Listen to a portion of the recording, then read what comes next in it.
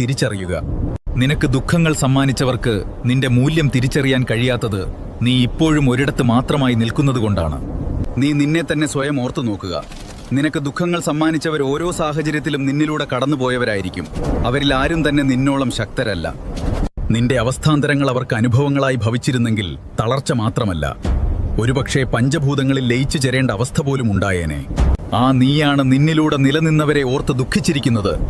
നിന്റെ കഴിവുകളെ വിന്യസിപ്പിച്ച് കർമ്മമണ്ഡലങ്ങൾക്ക് മുന്നേറ്റം വരുത്തുക. നിനക്ക് തടസ്സമായി അനുഭവപ്പെടുന്നത് എവിടെയാണോ അവിടേക്ക് ഇറങ്ങിച്ചെല്ലുക. നിന്നെ ഭയപ്പെടുത്തുന്നത് എന്താണോ അതിനെ നേരിടുക.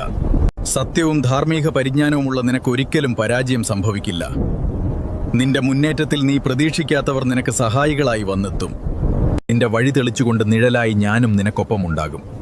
നിനക്ക് മാനസിക വ്യഥകൾ സമ്മാനിച്ചവർ അന്ന് നിന്നെ നഷ്ടപ്പെടുത്തിയതിനെ ഓർത്ത് ദുഃഖിക്കും.